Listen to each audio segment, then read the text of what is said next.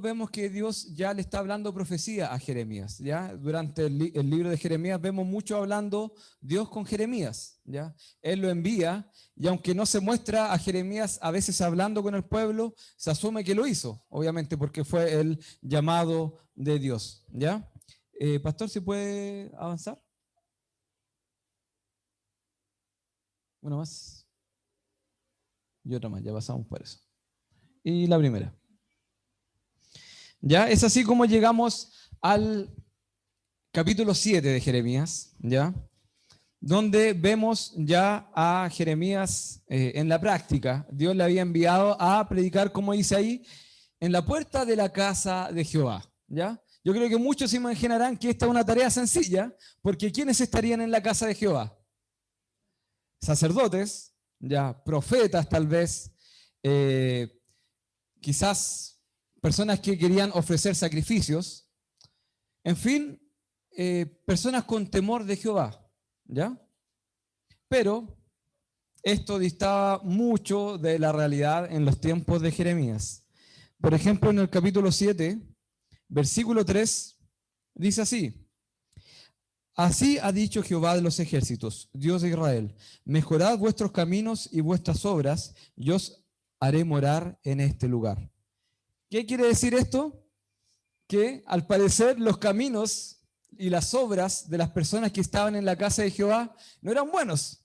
Por algo el llamado de Dios era a mejorarlos, ¿ya?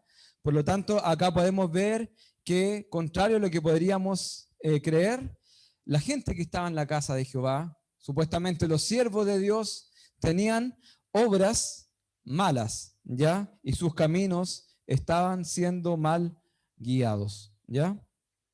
Versículo 8 y 9 nos dicen qué es lo que hacían estas personas, ¿ya? Dice así: he aquí vosotros confiáis en palabras de mentira que no aprovechan, hurtando, matando, adulterando, jurando en falso e incensando a Baal y andando tras dioses extraños que no conocisteis. Es decir, las personas que moraban en la casa de Jehová robaban, mataban, adulteraban, juraban en falso y adoraban a dioses falsos. Increíble. Más adelante en el versículo 16, Dios le dice a Jeremías: tú pues no ores por este pueblo, ni levantes por ellos clamor ni oración, ni me ruegues, porque no te oiré. ¿Ya? ¿Qué quiere decir esto? De que no era tiempo ya de interceder por estos hombres, por estas mujeres, sino que ya era tiempo de que ellos recibieran su castigo. Ellos ya habían sido advertidos, pero ellos perseveraron en estos pecados. Entonces Dios le dio la instrucción a Jeremías que no intercediera por ellos. Era tiempo de que ellos ya pagaran por sus actos lamentables. Y finalmente en el versículo 27 dice algo muy desmotivante. Tú pues les dirás todas estas palabras, pero no te oirán. Los llamarás y no te responderán. Es decir, Dios acá le dice, sin palabras suaves, ya de que Él iba a trabajar de cierta forma en vano, que la gente no le iba a escuchar, iban a ser oídos sordos a las palabras de Jeremías, a las palabras de Dios. Por lo tanto, vemos que el inicio de Jeremías fue muy difícil, ya que se encontró con la indiferencia, ¿ya?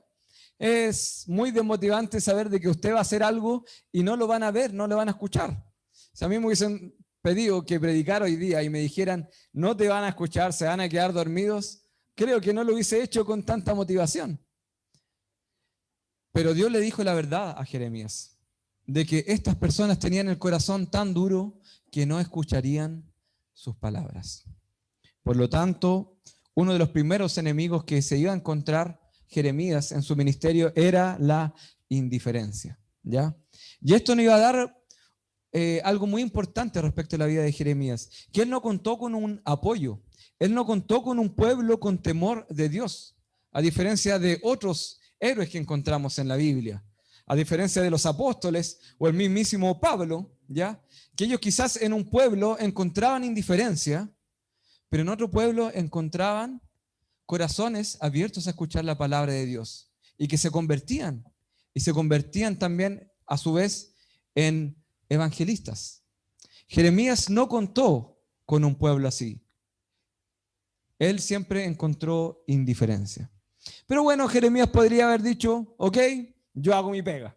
Dios me manda a predicar allá a la puerta de la casa de Jehová, lo hago. Ya si ellos no me quieren escuchar, ya es problema de ellos, me lavo las manos, ¿verdad? Pero no era el único enemigo que se encontraría Jeremías en el inicio de su ministerio. Por favor, pastor. Jeremías 11, versículo 18 al 23. Eso lo vamos a leer todos juntos ahora. O sea, lo voy a leer yo, pero vamos a leerlo todos los versículos juntos. Dice así: y Jehová me lo hizo saber y lo conocí, entonces me hiciste ver sus obras. Y yo era como cordero inocente que llevan a degollar, pues no entendía que maquinaban designios contra mí, diciendo, destruyamos el árbol con su fruto y cortémoslo de la tierra de los vivientes, para que no haya más memoria de su nombre. Pero, oh Jehová de los ejércitos, que juzgas con justicia, que escudriñas la mente y el corazón, vea yo tu venganza de ellos, porque ante ti he expuesto mi causa. Por tanto, así ha dicho Jehová acerca de los varones de Anatot, que buscan tu vida, diciendo, no profetices en nombre de Jehová, para que no mueras a nuestras manos. Así pues ha dicho Jehová de los ejércitos, he aquí que yo los castigaré. Los jóvenes morirán a espada, sus hijos y sus hijas morirán de hambre, y no quedará remanente de ellos, pues yo traeré mal sobre los varones de Anatot el año de su castigo. Es decir, Jeremías no solamente se encontró con indiferencia, que la indiferencia puede ser tolerable, ya uno la puede sufrir, sino que también él, como dice en el versículo 19, él era inocente, ya era como un cordero que llevaban a degollar. Él no se esperaba que no solamente se encontraría con indiferencia, sino también con enemigos, con personas como los varones de Anatot que le habían amenazado de muerte. Ellos le dijeron que si seguía hablando en nombre de Jehová, lo iban a asesinar, ¿ya? Pero Dios, que en su principio le prometió su compañía, cumplió, ¿no es cierto? Y él hizo su castigo con estos hombres que habían amenazado a el profeta Jeremías. Bueno, después de un día difícil, Jeremías quizás podía llegar a su casita ya, donde sus padres, donde sus hermanos, ya a poder hablar sus problemas con su padre, a quizás comer un rico platito de comida de su madre. Pero lamentablemente siguen las malas noticias para Jeremías, ¿ya? Jeremías 12. En este capítulo, Jeremías ya empezó a desanimarse muy temprano en su ministerio, empezó a reclamar, como muchos otros siervos de Dios, reclamaba porque los malos eran prosperados, ¿ya? Recuerdan también que cuando leímos los Salmos, lo vimos mucho de boca del rey David, ya recuerdan que fue una de las primeras lecturas que tuvimos en tiempos de pandemia. Y la respuesta de Dios no iba a ser muy motivadora, ¿ya? Es Jeremías 12, versículo 1 al 6.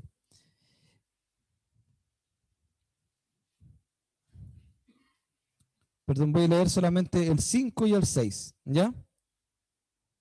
Dice así, si corriste, esta es la respuesta de Dios, si corriste con los de a pie y te cansaron, ¿cómo contenderás con los caballos? Y si en la tierra de paz no estabas seguro, ¿cómo harás en la espesura del Jordán? Es decir, Dios le está diciendo a Jeremías, bueno, si tú te desanimas con tan poco, ¿qué pasará contigo cuando realmente entres ahí a la cancha, cuando entres a la guerra, la verdadera guerra en Judá?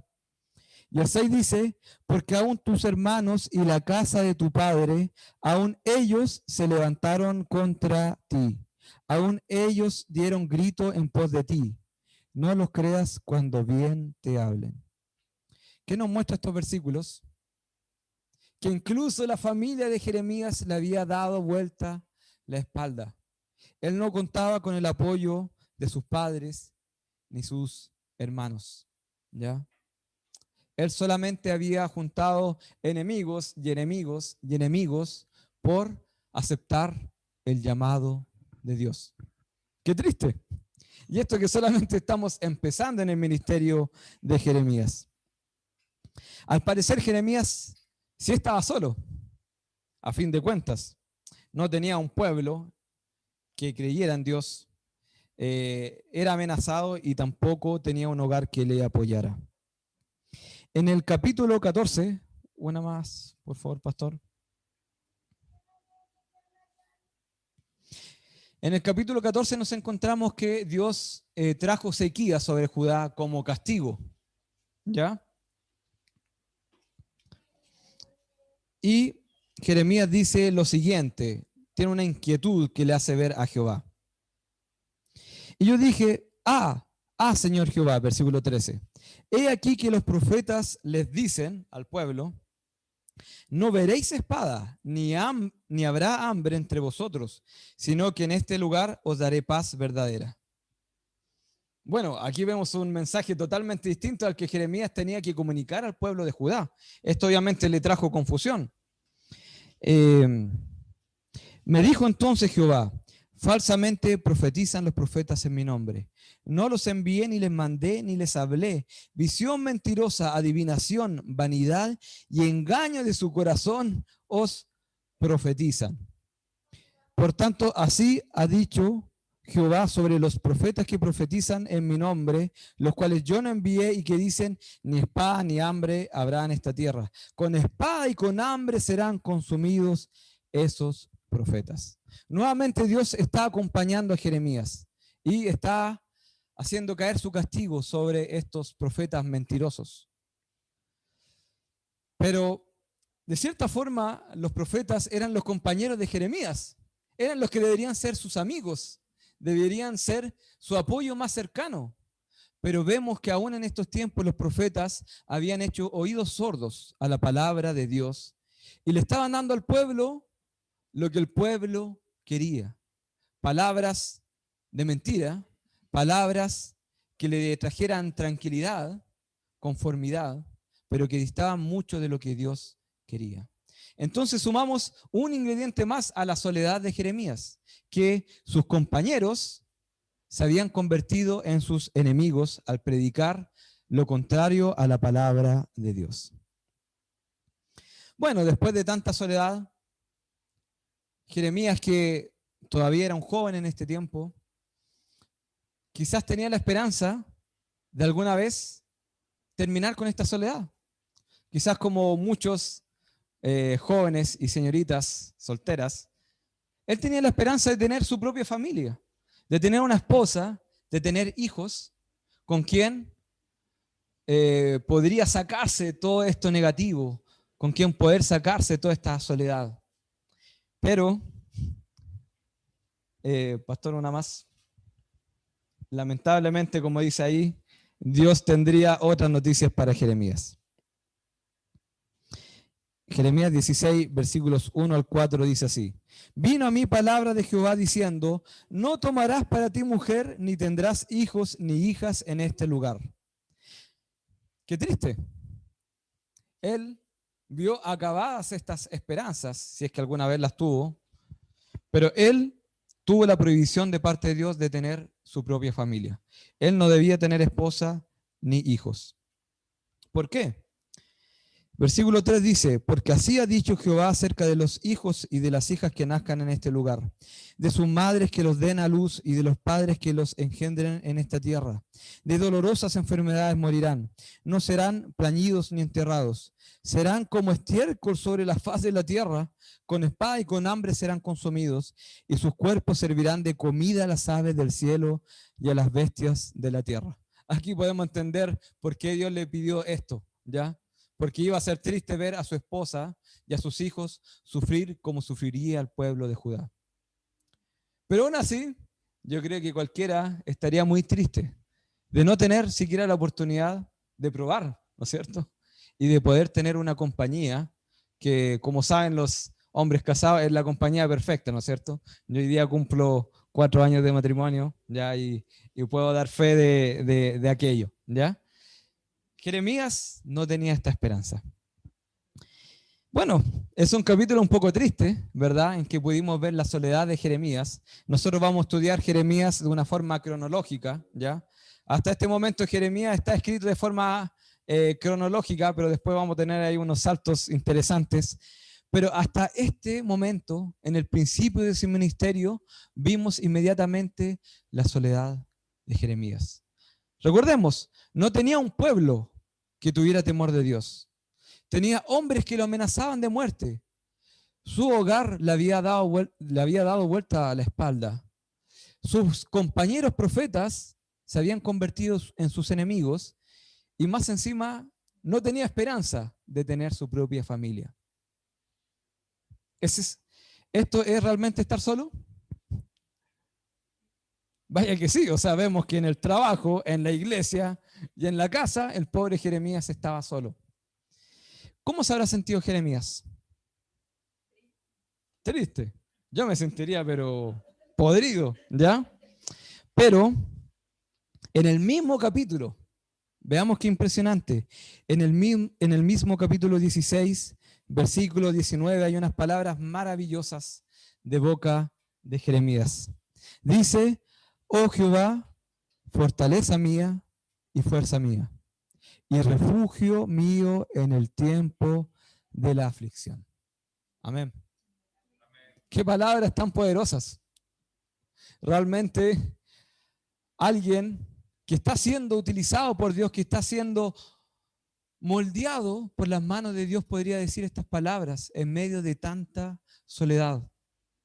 Jeremías no se rindió a pesar de su soledad, porque mientras Dios fuera su refugio en la aflicción, él tendría la compañía suficiente para seguir trabajando por él.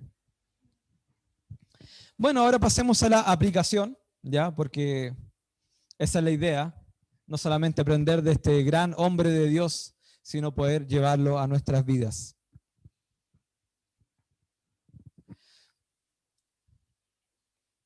¿A cuántos les gusta la soledad? Si puede levantar la mano. ¿Ya? ¿Le gusta la soledad, hermana Carlos? Está bueno saberlo. Ya. Ya. ¿Y a cuántos no le gusta la soledad? Ya. Está dividido. Es decir, si tuviéramos que ponernos de acuerdo en decir si la soledad es buena o mala, creo que no nos podríamos poner de acuerdo, ¿cierto? Eso nos dice que la soledad tiene una característica que la hace ser neutra. Es decir, puede ser buena en algunos casos y puede ser mala en otros casos. Por ejemplo, si alguien está pasando problemas, ya está triste, ¿la soledad es una buena compañía? Por supuesto que no. Una persona que ya está avanzada en edad, ¿le conviene la soledad? Por supuesto que no. Pero en cambio, una madre de un hijo pequeño que está día y noche ahí abrazándola y bueno, está metido en el celular, así que no me está escuchando el Bruno. Pero saben de que a veces esas madres quisieran estar a veces un poquito solas, ¿no es cierto? O los que quizás trabajan con muchas personas alrededor, atendiendo público, vaya también que es necesaria la soledad. Por lo tanto, la soledad no es buena ni tampoco es mala. La soledad no siempre es negativa, ¿ya? Otra característica que tiene la soledad es que es relativa, ¿ya? ¿Por qué?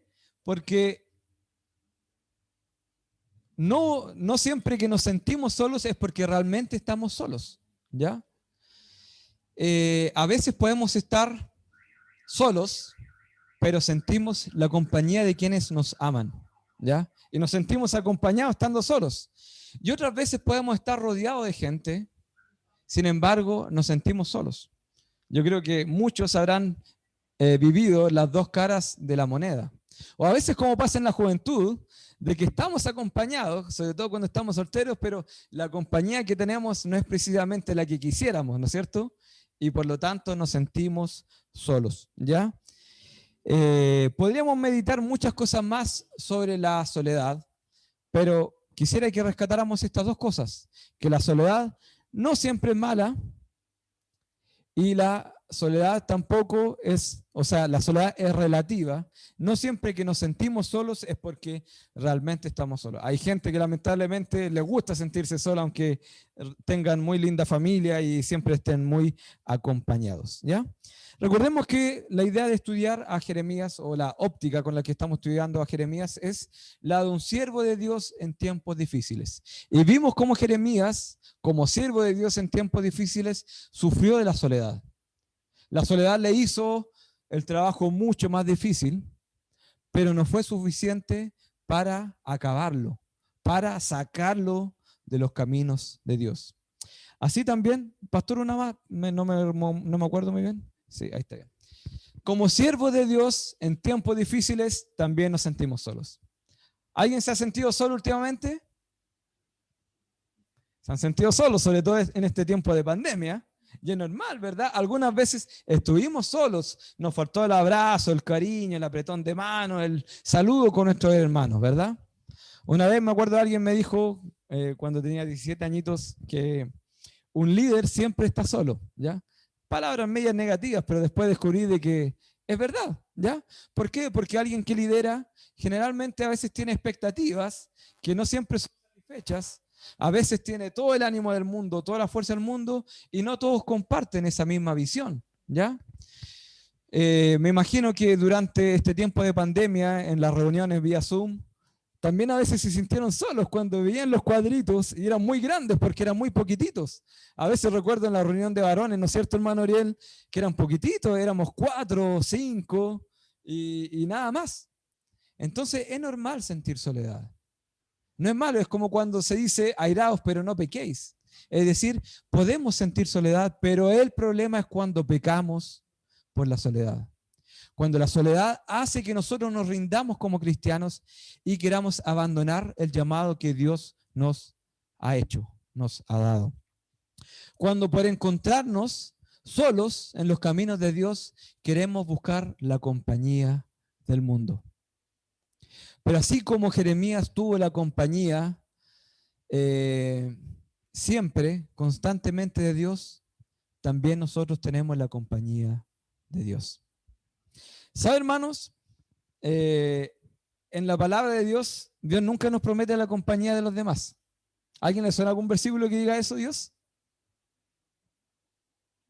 Por ejemplo, en Juan 15, Dios dice que los que están con Jesucristo, los que siguen a Jesucristo, serán rechazados.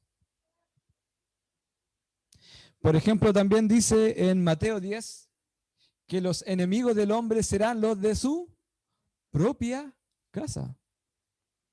Y en 1 Corintios 7, Pablo dice de que no siempre la voluntad de Dios es que los hombres y las mujeres se casen.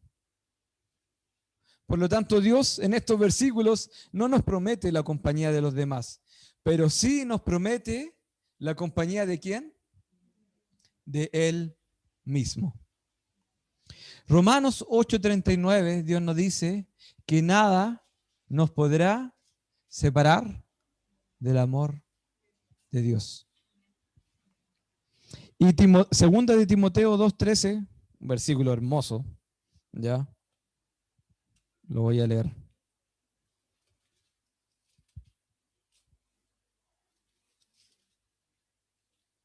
Se me perdió.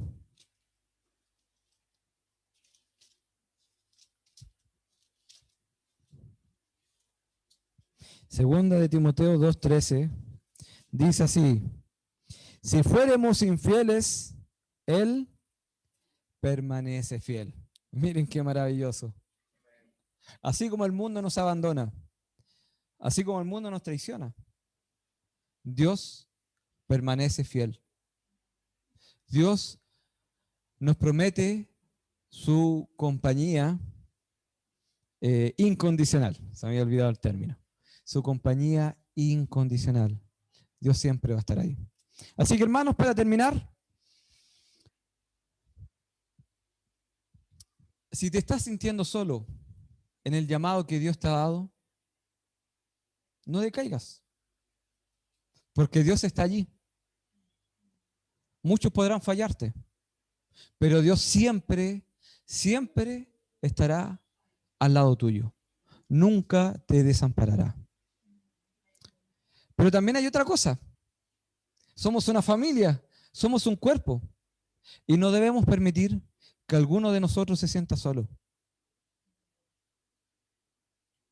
Debemos preocuparnos los unos por los otros, por los enfermos, por los que sabemos que están mal espiritualmente, pero no solamente ellos son los que a veces se sienten solos, también los líderes, el pastor, nuestro anciano, los diáconos, los líderes de distintos grupos, también. Muchas veces creemos que porque están trabajando y sirviendo a Dios son personas sin necesidades, pero ellos también se sienten solos. Y no podemos permitir que como hermanos ellos se sigan sintiendo solos. Los jóvenes, ¿ya? Los jóvenes a veces están mal vistos, ¿ya? En la juventud se siente mucha soledad. Quizás son personas llenas de vida, llenas de sueños, pero de seguro algunos de los jóvenes que están acá han sentido la soledad. Por eso no descuidemos a ninguno de la Iglesia Bautista de Conchalí. No podemos permitir que alguien se sienta solo.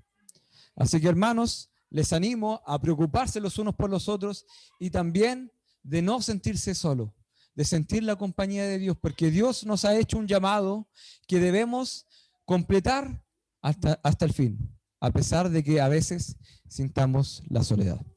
Así que, hermanos, los invito para el próximo jueves, ya si todos seguimos con vida y con salud, y vamos a ver otro enemigo también en la vida de Jeremías, ya iba a ser un mensaje nuevo, ya no como este que fue un recuerdo de lo que estudiamos en marzo. Eso, muchas gracias, hermanos.